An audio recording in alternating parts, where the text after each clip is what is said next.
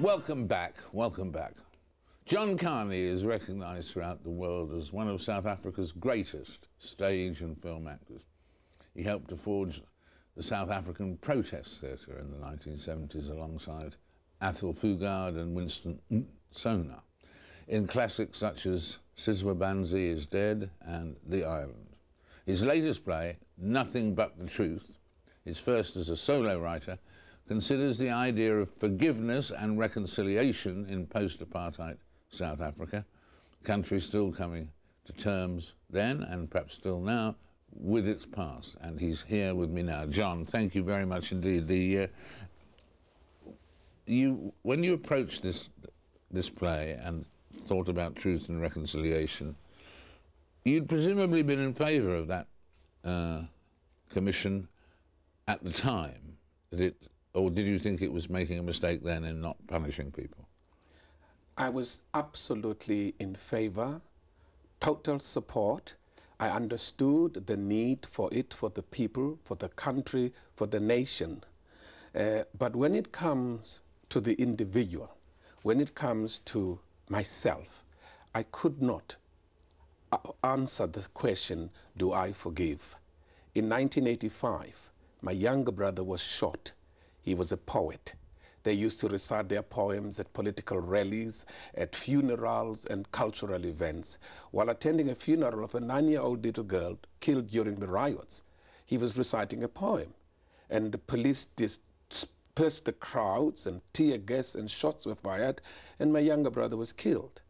And the years went by. I carried the anger, the bitterness, the want for revenge.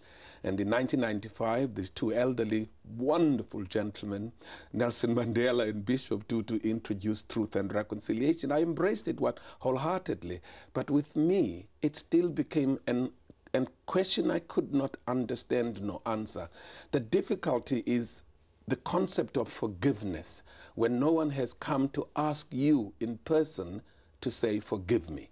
So I wrote the play to ask the question to myself so I could answer it. I see. And do you have peace of mind now that you've answered it? Absolutely. I opened the play on this 4th of July, 2002. That evening, in a small town with an audience of about 60% black and 40% white, with ages ranging, and with a thunderous applause and tears streaming from me at the end of it, with all pouring out, I finally reconciled within myself and found the power of forgiveness that healed me, and that the perpetrator or the other party in this forgiving business was irrelevant. Well, that's very exciting, because in a way, the justification for reconciliation without punishment, as it were, is that a moment comes in a society where it's time to move on. I mean, they had that a bit in Northern Ireland, actually even more controversial in Northern Ireland, because of the people who committed murder but in the end were released, because they didn't even have to stand up in public and say sorry, and what they had done, which at least the Truth and Reconciliation people did, didn't they? It was a public proceeding. It was a public proceeding, and it healed quite a number of people. I remember when I asked my mother that, are we going to go to the Truth and Reconciliation to find out who shot my brother or your son? I also had been detained. I also survived an attack by the police. And then my mother said, I've been watching television and I've been listening to the radio. I've heard many mothers tell their story, so mine is told as well. So I don't have to go. So that was the power of it.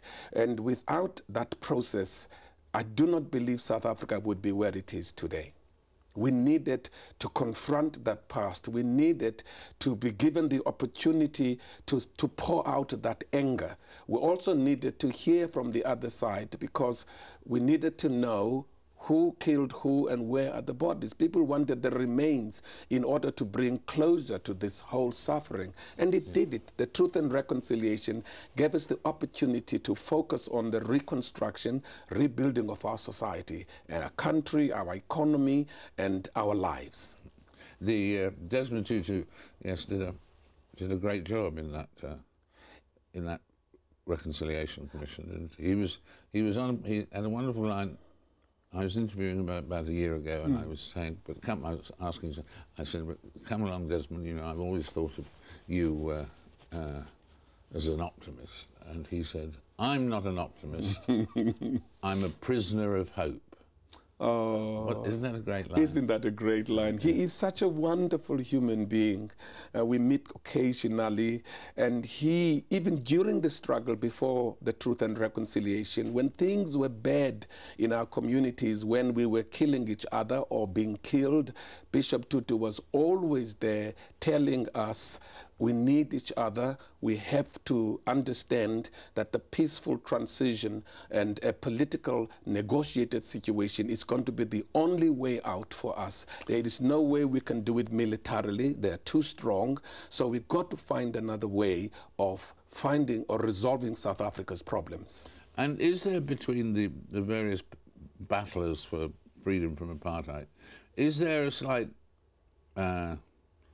frisson between the people who stayed in South Africa during those terrible years and the people who went out of South Africa, maybe because they were obvious targets for immediate death or whatever, but who didn't stay there in South Africa and fight there?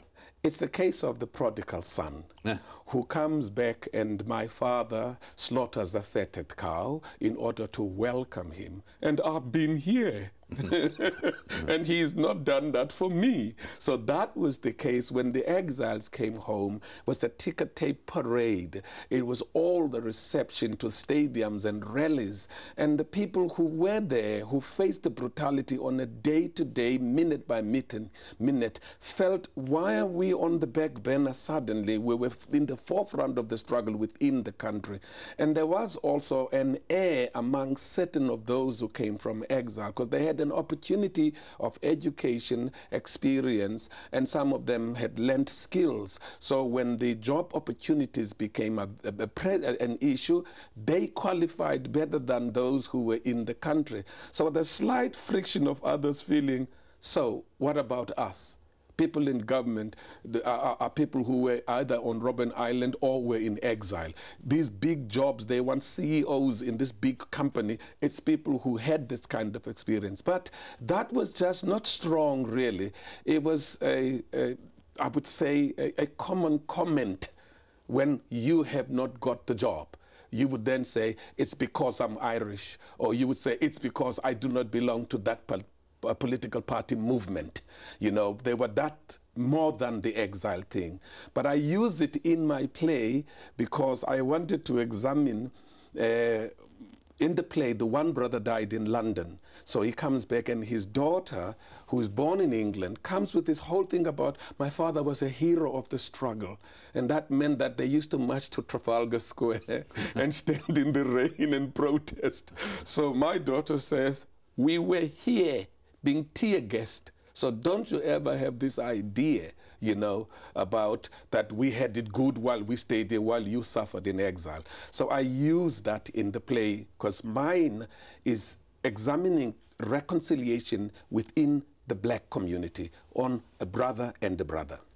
Thank you so much, John, for being with us. It's been a real delight. It is an honor to be with you today. Oh, well, it's an honor to be with you too. Thank you very much indeed. Thank you. Thank you. John Kani there, talking to me earlier. Join me after the break when I'll be talking to the man who we might call the High Priest of Atheism, Christopher Hitchens. See you then.